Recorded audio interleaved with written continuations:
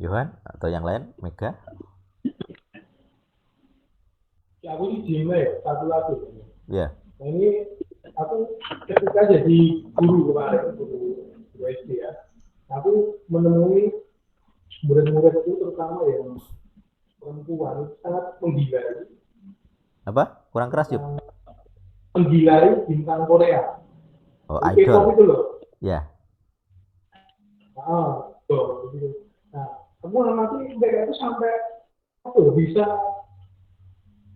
kok bisa nangis dan itu misal idolanya itu lagi masalah apa jadi mereka itu bisa bisa ikut terbawa gitu padahal kan aneh sekali aku sendiri kan nggak bisa memahami aku eh, kalau ditanya idola aku siapa ya sampai hari ini aku tahu aku nggak punya idola gitu ini bintang film atau bintang sepak bola atau siapapun aku sampai hari ini belum punya gitu. Aku jadi pertanyaan apakah itu termasuk bisa atau berpeluang dari jadi mengidolakan ya aku ya kata idol aja sudah mencurigakan gitu. Itu apakah itu sanksi melanggar hukum kedua soalnya kan memang tidak dipinggiri ya jadi misal uh, banyak orang Kristen itu misalnya gereja-gereja karismatik misalnya mengundang aktris atau penyanyi terkenal gitu. Mereka datang ke situ karena termasuk idolanya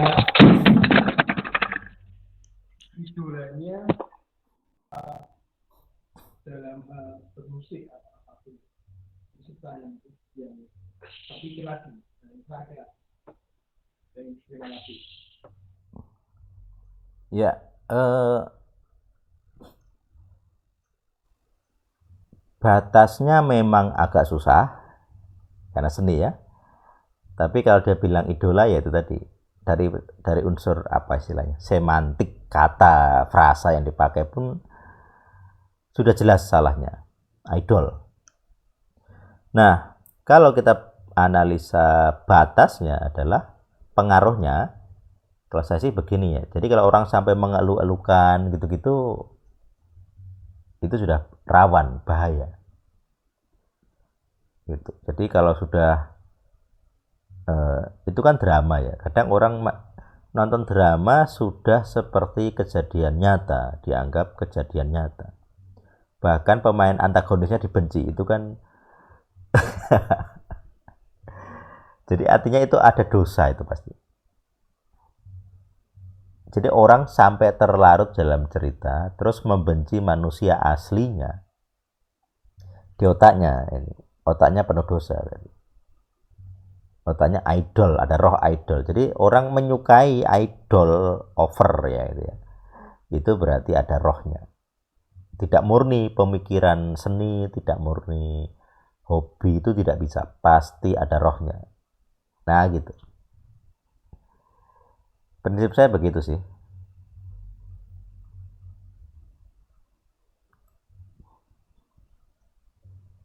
Ada lagi? Saya sendiri tidak punya tokoh idola terus terang. Tokoh kerohanian tidak ada. Terus tokoh umum ya tidak ada juga. Saya tidak kagum. Artian karena saya biasanya ngerti kelemahannya gitu ya. Jadi kalau ngerti kelemahannya mah kagum gimana?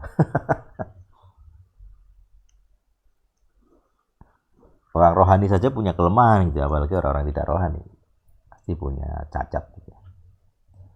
Ya mungkin itu kita ini ya Anjar ya. Tadi Anjar kodamnya marah-marah. Lalu Jar masih online tidak nih?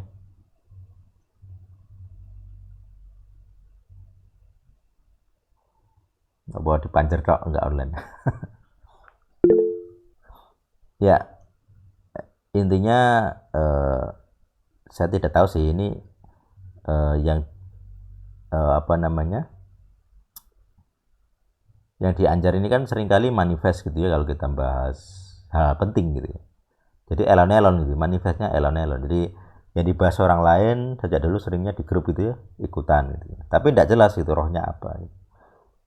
Sebenarnya dalam kondisi seperti ini kita butuh orang yang punya karunia yang lebih peka gitu ya. Tapi karena saya aliran pengetahuan, jadi memang saya agak tersiap-siap di hal-hal seperti ini. Jadi pengen saya tuh di era kedua, di tahap kedua ini kita punya kepekaan yang ekstrim, langsung tahu dosamu itu berhalam itu. Jadi orang langsung bisa mengenali gitu ya. Kalau yang ikut manifest itu rohnya ini gitu, tapi faktanya ya orang itu belum muncul gitu ya. Terus biasanya saya pakai Yosef juga sulit diajak bertugas gitu ya. Mungkin kalau Yosef ada bisa punya kepekaan, tapi orang peka kan jarang sekali di grup. Ya semoga nanti makin banyak orang. Nah berarti kita hanya bisa pengakuan generik saja bahwa di dalam dirinya itu ada roh yang menentang itu gitu ya. Jadi hanya bisa generik memang. Untuk saat ini aku tidak punya ide. Ada firasat enggak, Jar? Aku sendiri ya bingung sih Jane, yang bagian mana gitu loh. Cuma ini kan saya lagi dapat data dari orang tua sendiri kan, dulu pernah intinya dia melakukan, kalau orang Jawa kan ada ritual ngerowot ya, muteh dan sebagainya, puasa lah begitu untuk ritual. Sejauh itu masih itu sih, masih yang lagi cari data tentang ngerawat inilah. Muteh sama yang pesugihan-pesugihan yang lain yang sudah saya share di Drive tapi belum saya rilis. Kayak gitu sih. Pesugihan Jawa. Cuma tapi ini yang saya masih belum ketemu, yang paling besarnya masih belum ketemu. Iya. Banyak misteri itu. Ini apa? Kayak mual memuntah gitu loh. Aku enggak tahu yang mana, bagian mana gitu loh. Yang entah apa ritual apa tentang yang berkaitan dengan persembahan darah. Yang ritual apa juga belum tahu, tapi yang jelas bikin aku hari ini agak mual. Ya, padahal kamu pasien pertama ya. 2000. Dari pertama kali. Pertama kali itu berdiri malah. Iya, apa ya berarti ya? Ini pengakuan umum aja, aku juga nggak ada ide sih. Tapi memang ini pengakuan kalau mual berarti ya dosa-dosa makanan ya, masuk lewat makanan. Bisa jadi makanan, bisa jadi juga berkaitan ya korban darah juga bisa. Antara itulah. Ya wes, coba aja ya. Iya. Saya Anjar Kristianto mengakui saya dan leluhur saya menyembah ilah lain selain Yahwa yang bermanifestasi dengan mual, dengan marah-marah. Saya memutuskan hanya bertuhan kepada Yahwa, bukan yang lain. Saya menolak segala roh yang manifest di kepala saya dan perut saya. Dengan dasar itu kalian tidak berhak ada di dalam saya. Kalian harus keluar. Dengan kuasa darah salib, saya dan Yahwa sepakat memerintahkan roh-roh yang marah-marah tadi dan memberi mual. Kami perintahkan keluar sekarang juga.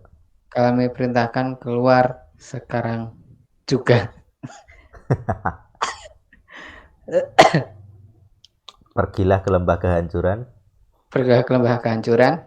Jangan pernah kembali ke muka bumi lagi. ke muka bumi lagi. Amin. Amin. Ya masih agak tadi sempat pusing ini agak ya mulai masih sih. Apa entah ya kebetulan juga memang asam lambung yang naik cuma aneh juga sih cuma beberapa hari ini juga saya merasa seperti ini loh. Ya sudah lama sih mempergumulkan ini ketika dijanjikan dengan orang orangnya nggak jelas kayak PHP gitu loh. Ya. Saya pernah dijanjikan pekerjaan sampai sekarang pun dia nggak kasih katanya saya mau ditelepon tapi sampai sekarang belum ditelepon. Ini udah 3 mingguan lah kira kurang lebih berkaitan dengan pekerjaan, berkaitan dengan ekonomi. Kemudian sing juga merasa ya kadang masih sering melakukan yang kebodohan yang nggak perlu gitu loh, kesalahan-kesalahan yang nggak perlu gitu berkaitan dengan pekerjaan begitu. Itu loh yang masih sering kadang iya sih ya masih juga sering mudah marah juga masih itulah intinya. Ya memang aku sendiri belum punya solusi gitu karena prinsipnya kan harus jelas ini ya, pengakuan dosanya detail gitu. Harus spesifik ya. Spesifik. Makanya sejak dulu itu penginku kan di ET ini muncul orang-orang yang peka gitu ya. Tapi orang-orang peka pun ada tapi tidak bisa dipakai gitu loh. Jadi ya sudah. Kalau misalnya yang peka itu bisa rutin ikut di sesi-sesi kita ya saya pikir akan lebih jelas. Tapi faktanya kan ya seperti biasa kan yang di atas itu kadang sidik-sidik memberkati. Medit banget ya masa aku sendiri ngalami loh maksudku masa secara ekonomi rasanya lambat banget padahal pengakuan ini itu padahal orang tuh gitu loh kadang sering iri juga istilahnya iri maksudnya dengan yang disembah oleh Tuhan lain gitu loh yang menyembah Tuhan lain itu loh masa mereka cepet banget aku sing suwi Nepal karena mereka masa promosi gitu ya kamu kan tidak punya masa promosi kan aku harus bisa anakku rasida aku tak ditiru ya wes itu ya yang lain Ferik atau yang lain sebelum kita tutup jam berapa nih jam 9:30 ya oke. Berkat Kohanim ya baik demikian saya akan berikan kalimat kesimpulan untuk sesi kita tentang hukum kedua yaitu kita tahu Tuhan kita siapa namanya, sosoknya siapa jelas, dan dia cemburu. Tidak suka ada pribadi lain, sosok lain, nama lain.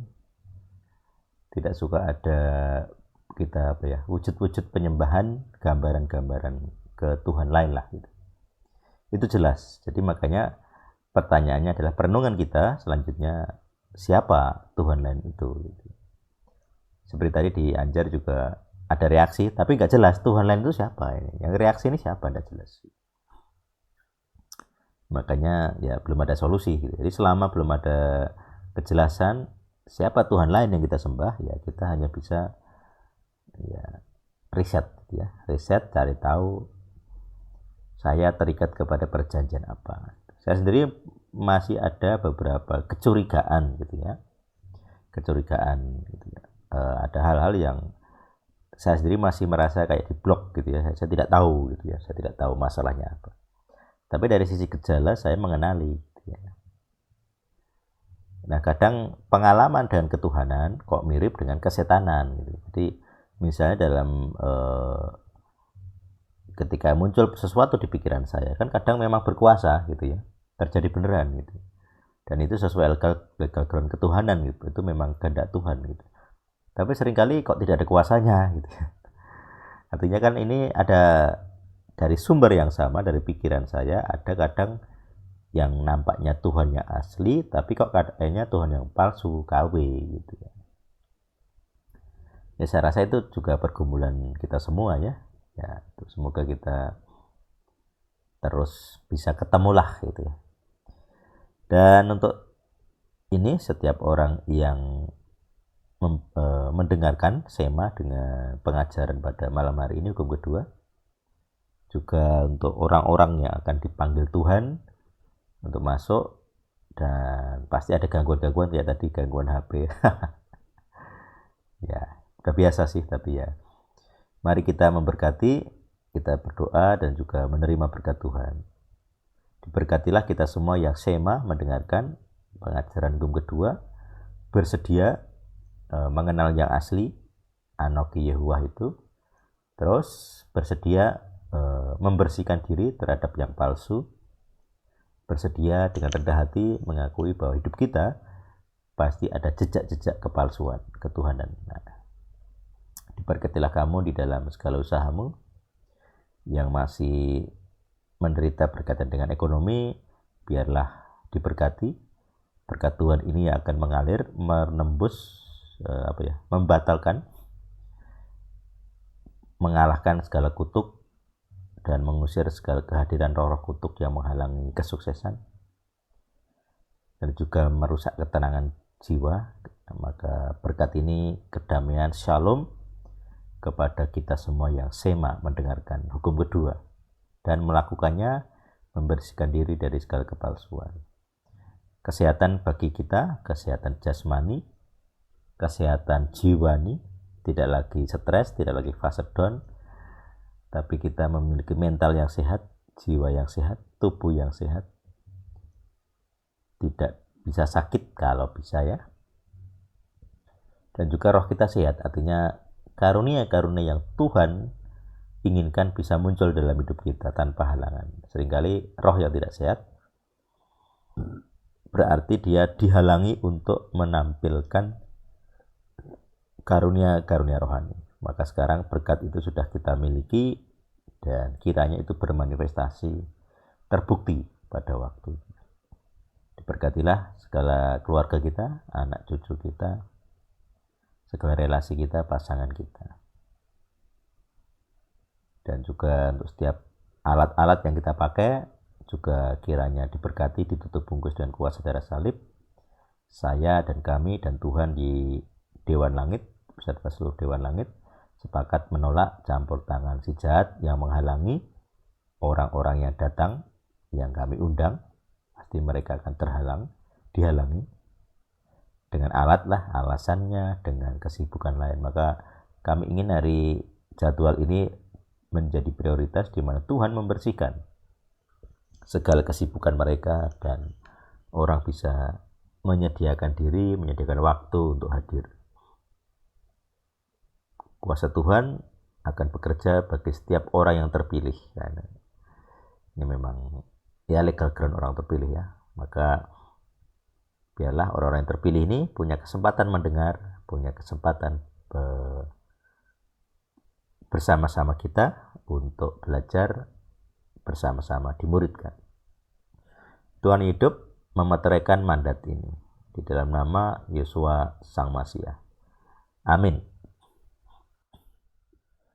Ya, terima kasih sudah hadir. Kita akan tutup ya sessionnya. Kita ketemu lagi di depan. Sampai jumpa, dadah.